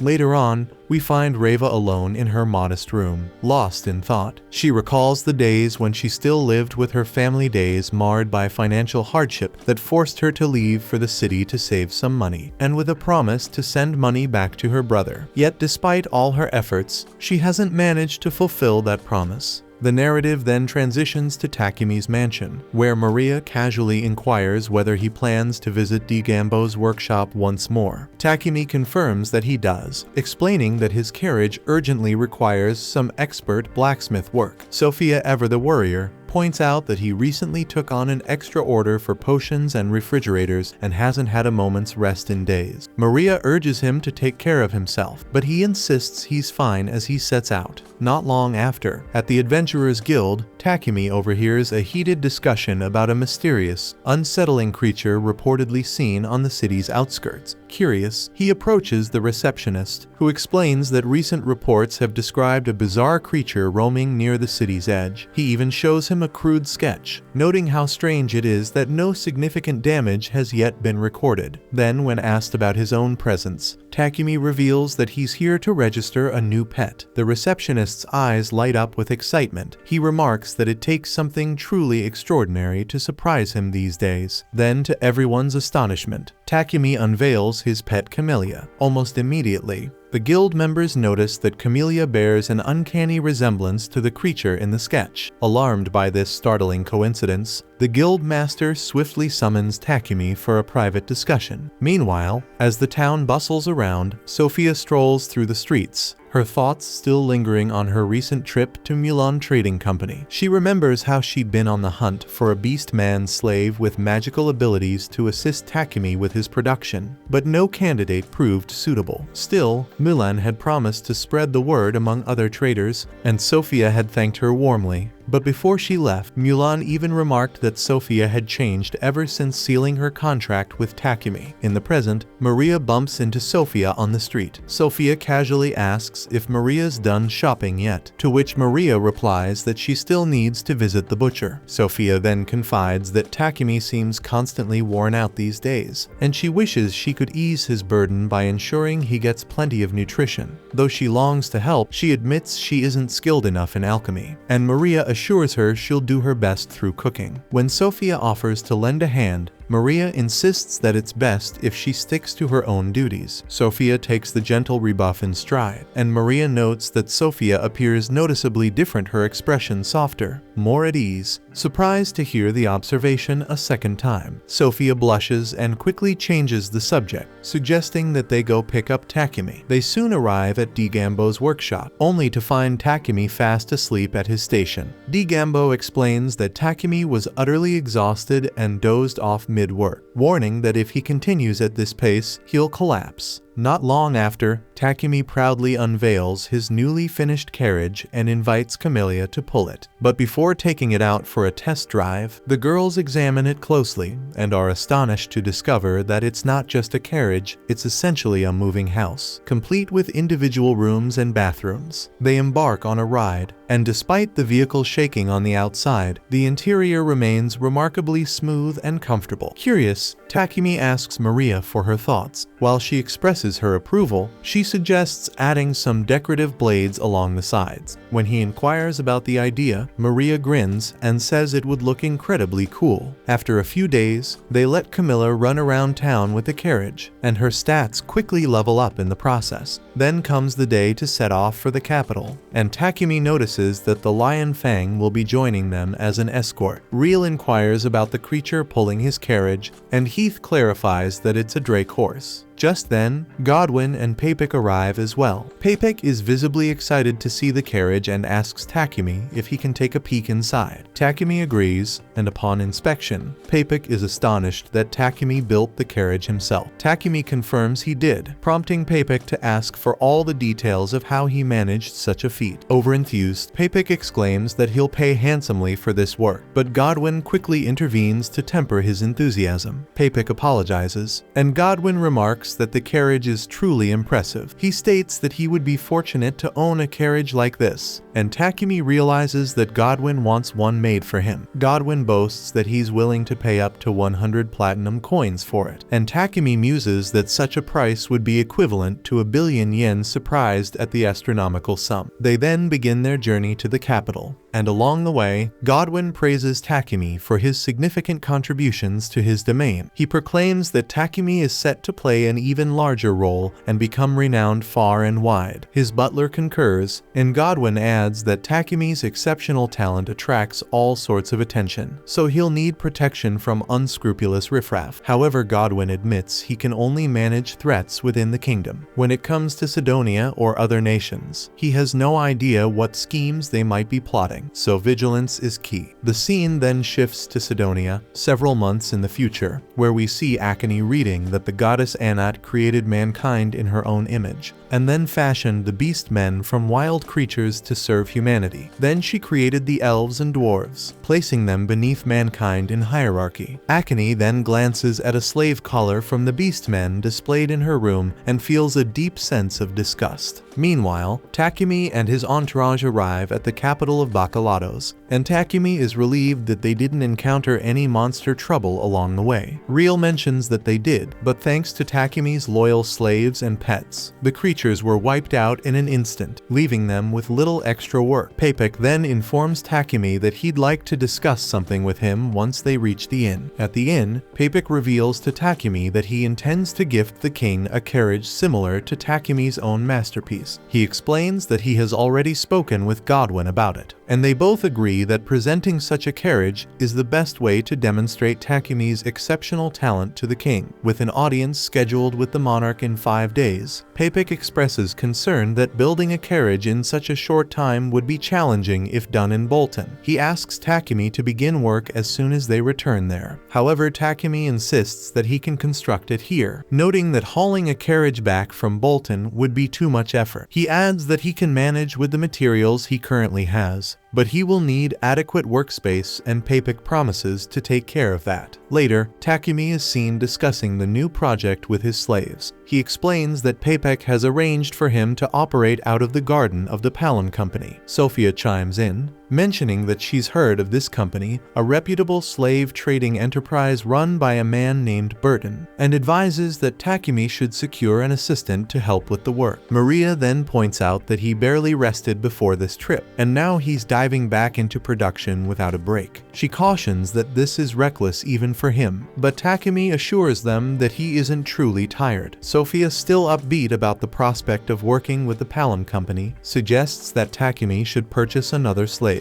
Takumi initially declines, insisting that having just the two he already works with is sufficient. However, Sophia presses on, arguing that since neither of them can assist him with alchemy, an extra hand would be invaluable. In the end, Takumi relents and agrees to buy another slave, and they ask that the new recruit must be a woman, and he accepts this without further protest. The next day, Takumi arrives at the company and asks Burton for a slave who can assist him with his alchemy work. Burton remarks that he's heard Takumi is using alchemy to construct a carriage forged from mithril and adamantite, and he believes such a project requires someone with considerable magical aptitude. Meanwhile, in the company's garden, Maria and Sophia discover that they've lost sight of Maple. Maria, deeply worried because Maple had mentioned she wanted to explore the company's various buildings, urges Sophia to search for her. Sophia scours one of the buildings but finds no trace of Maple until she suddenly hears a scream. Rushing toward the sound, she finds Maple there with Reva trembling nearby. Although Maple tries to calm Reva, her efforts are insufficient, so Sophia steps in to help her up and gently soothe her. While assisting, Sophia notices an old book scattered on the floor. Reva explains that it's an encyclopedia on Arnold-style alchemy, a renowned primer for grasping the fundamentals of alchemy. Later, as Sophia returns to the garden, she runs into Takumi, who invites her to join him as he meets a prospective slave candidate. To their surprise, the candidate turns out to be none other than Reiva. Burton formally introduces them, and Takumi explains the nature of his work. Eager to prove herself this time, Reiva admits she's interested in alchemy, though she hesitates as she recalls the harsh words of her previous buyer, revealing that she still feels unsure about her abilities. Sophia then tells Takumi that Reiva has been self-studying magic on her own here. She even saw Reiva earlier, poring over an alchemy book. Sophia tries to recall the title of the book, and in unison, both Reiva and Takumi manage to say its name, their shared excitement unmistakable. Burton and Sophia exchange knowing glances, remarking that these two are clearly kindred spirit. Takumi then draws an alchemic circle on a sheet of paper and asks Reiva what its purpose is. She manages to identify it as a circle for spinning sweets, though it's slightly different from the one she's used to, leaving her uncertain. Overcome with doubt, she begins to cry, wondering what the hell her next step should be, and confesses that this isn't the sweet spinning circle familiar in her hometown, fearing she might be rejected again. In that moment, Takumi extends his hand to her, warmly welcoming her into his party. Reiva is taken aback, as she initially couldn't decipher the alchemic circle that Takumi had shown her. However, Takumi reassures her by pointing out that she did correctly recognize it as the alchemic circle used for spinning sweets, so it's alright. He adds that it doesn't matter if the materials are different, and he praises her for grasping the concept at a glance. Curious, she asks if he truly intends to accept her as his apprentice, and when he confirms, she is overjoyed to finally have a master. They then formalize their contract, with Takumi promising to pay her daily wages from that point on. Reiva requests that all her wages be sent directly to her family back home. Surprised, Takumi asks if she means every single coin, and she nods, explaining that her family is very poor. She recalls that she once managed to send them a little money by selling herself into slavery, but she's convinced those funds will soon run dry. She confides that she doesn't want her brother to continue living in poverty and wishes to ease her mother's burdens. Takumi warns her that if she sends all her wages home, she might remain a slave forever. Yet Sophia interjects that he should honor her request. She assures him that by working for him, Reiva will eventually develop enough skill to earn a living on her own, and that serving a kind master indefinitely isn't such a terrible fate. Takumi accepts this reasoning,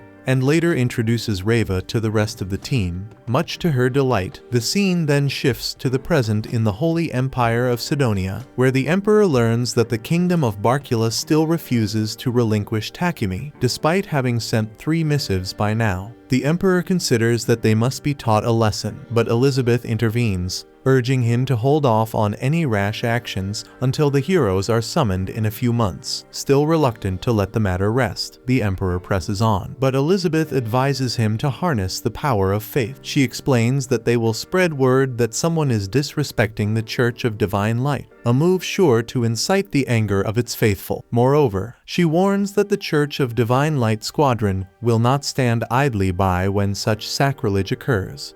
The scene transitions to Takumi skillfully assembling the frame of his new carriage. Reiva observes in astonishment, marveling at his ability to utilize such an intricate alchemy circle to synthesize adamantite.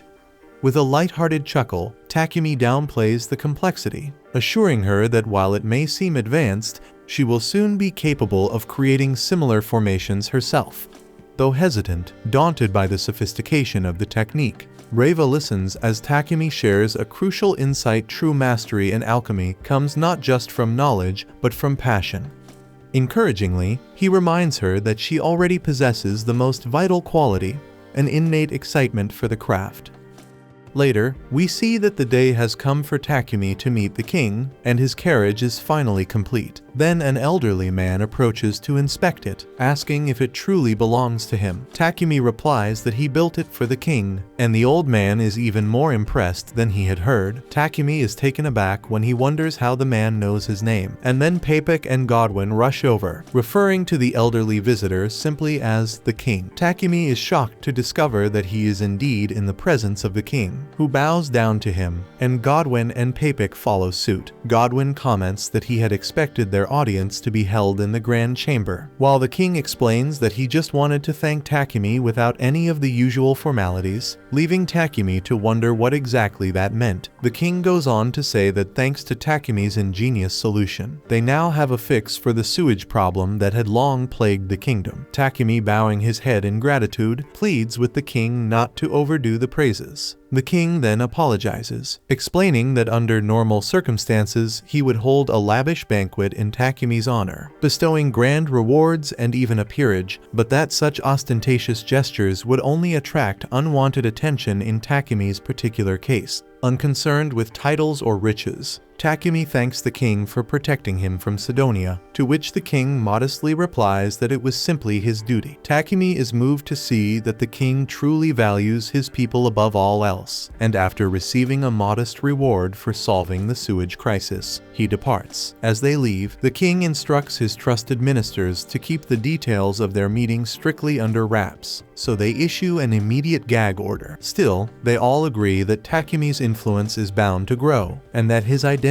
might soon become public once the magical devices are exported to other nations. The king admits that this possibility worries him, and he is convinced that the Church of Divine Light will retaliate if the secret ever gets out. Several days later, Takumi and his crew are back in their mansion, which he ended up purchasing from Papik. Later, we catch him in a heated discussion with one of his slaves. He's pissed off that they keep foregoing their wages. Maria tries to calm him down, saying it's fine since he already provides food and other necessities, and she's content with the regular allowance. Sophia echoes her sentiment, but Takumi insists that they should actually take their wages, even if they don't need them, because having some savings is important, especially since their contracts with him will eventually end. Sophia then declared with heartfelt conviction that she plans to serve him forever, convinced he'll kick the bucket before she does, and then she'll guard his grave for the rest of her life. Meanwhile, Maria quips that she just wants to die a day after her master and be buried right next to him, though Takumi can't quite wrap his head around their odd affections. The scene then shifts to Sidonia in the present, where someone shows Elizabeth a contraption they're using to purify toilets in Bolton. The messenger explains they snagged one of these devices during an infiltration of Bacalados, and Elizabeth immediately deems it a heretical piece of junk. She wonders if they don't give a damn about the wrath of the goddess, and the messenger informs her that most believers in the Church of Divine Light are itching to decisively crush the source of this evil. Elizabeth agrees, ordering the messenger to dispose of this cursed contraption before it spreads any further. Shortly after, we learn that Reva wants to register with the guild. She tells Takumi she'd like to join him as an adventurer, convinced that the experience will help her sharpen her alchemy skills and become a better craftsman. Takumi finds her reasoning sound. After all, adventuring can boost one's mana, and he promptly registers her at the guild. Reva was overjoyed to be accepted and gratefully thanked Hans for his help in sending her reward money back home at an exceptionally low cost, a service that Hans explained was common among adventurers. Hans then asks Takumi if he has come up with a party name yet, but Takumi hasn't managed to decide on one. So Hans says that Takumi's party is one of the top class groups in their guild and that they really should pick a name soon. Takumi, however, isn't convinced they need one. After all, he isn't planning on becoming a professional adventurer. He grumbles that they aren't exactly like the Lion's Fong, with clear role divisions. Instead, they're just a ragtag bunch of misfits. He even laments that things would be different if he could fight on the front line. Overhearing this, Barak steps in, declaring he's going to help him out. Takumi again insists that he's not aiming to be a full-time adventurer, but Barak is having none of it because he already vows to train him, and soon enough we see Barak tossing Takumi around like a ragdoll. While pounding on him, Barak demands that Takumi come up with a name for their party. Every suggestion Takumi offers is so ridiculously bad that it makes Barak furious, and he continues to hurl him about. He keeps roaring to him that he just needs to think of a name that actually reflects who are they.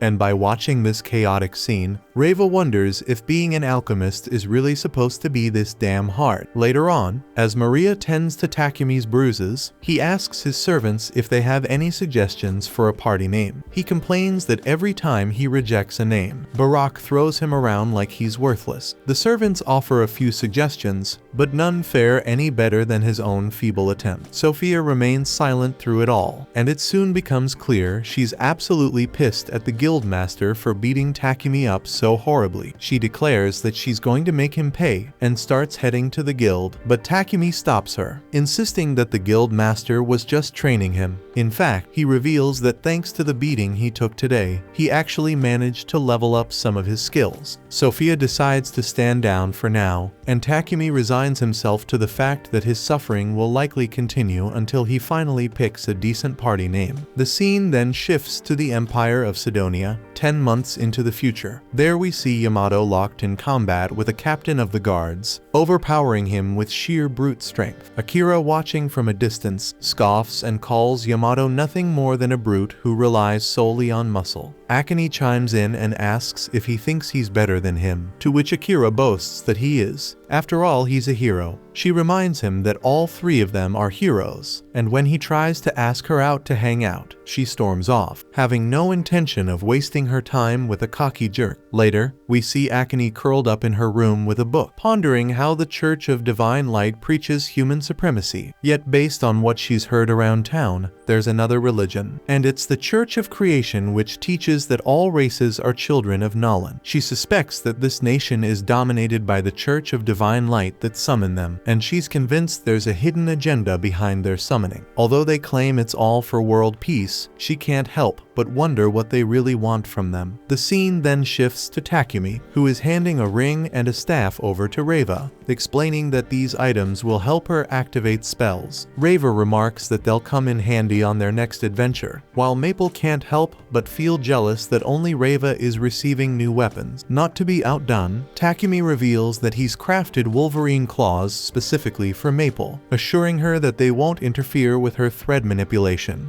and he even mentions that Reva helped her make them. This gesture makes Maple smile broadly as she thanks them both. Later on, we see Takumi once again getting pummeled by Barack while he desperately rants out a series of new party name suggestions. Every idea is worse than the last, and with each failed attempt, Barack isn't shy about letting him have it. Takumi worries that if this goes on, Sophia might finally snap on Barack. However, instead of losing her cool, Sophia starts instructing him on what he's doing wrong and how he can improve, almost like a freaking strict tutor. After training for the day, Hans approaches Takumi with an escort mission offer. He explains that this job will help build their rank, and when Takumi asks how many days it will take, Barack estimates about 4 days with his super carriage. Hans then reveals that the request is actually from Papik Trading Company. Takumi wonders if the Lions Fong aren't handling this quest, as they usually do escort missions for Papik, but Hans informs him that they're currently on another mission. Realizing that they're acting as backup, Takumi hesitates over accepting the quest, but his slaves insist, so he eventually agrees. They set off, and Hans hopes that by the time they return, they'll have finally settled on a proper party name. Later, we see Takumi and his group escorting Thomas along with several of Papik's shipments. Thomas expresses his relief at having such capable guardians by his side, and Takumi, ever vigilant, hopes that no monster attacks will occur along the way. Thomas adds that, in addition to the toilet, he's delivering a variety of devices this time, and the company president has even instructed them to secure some milk. Takumi is taken aback to learn that milk even exists in this world. Thomas goes on to explain that the town of Kilbuse is also famed for another everyday product, which they call cheese. Takumi is surprised once more, and after traveling a bit further, they encounter two rival groups of monsters on the verge of clashing over territory. In a dazzling display of power, Camellia obliterates them all in one swift attack, leading Thomas to remark that such a show would surely keep any further monster trouble at bay. Soon after, they arrive at Kilbuse, where Takumi and his team sit down to enjoy a hearty cream stew. As they savor the dish, Takumi muses that while the stew has room for improvement, improvement, its nostalgic flavor is undeniable. He reminds everyone that they must purchase both cheese and milk before departing, prompting Sophia to decide to head to the market later that evening. That night, the group gathers to savor cheese with bread, a combination so delicious that Reva insists on sharing it with her mother and little brother. Takumi reflects on how it feels like only a few months have passed since he arrived in this world. Yet those months have stretched into years in his heart. He admits that he'll never be able to return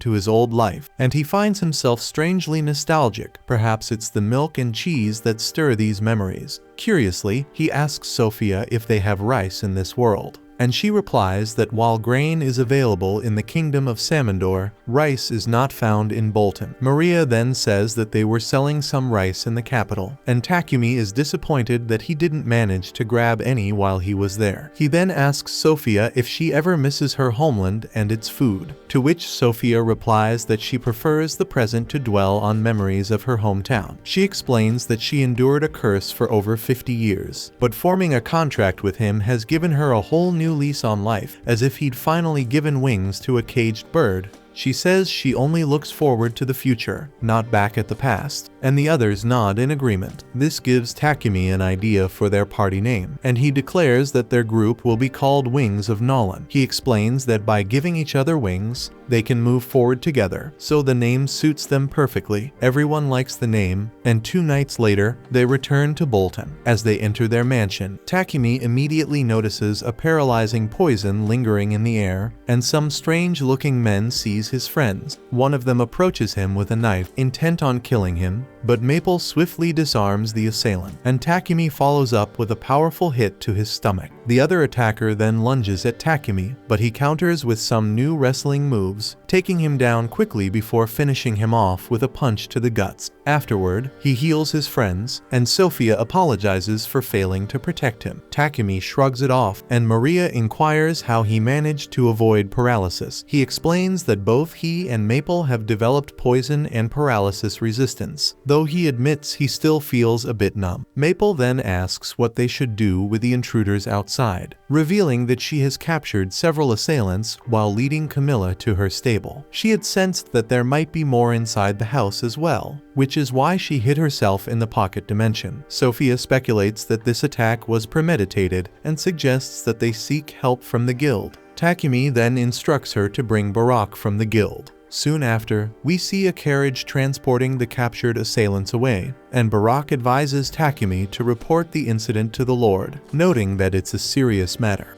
That concludes this episode. Thank you for watching. If you want to see the next part, be sure to subscribe to the channel and turn on the notification bell.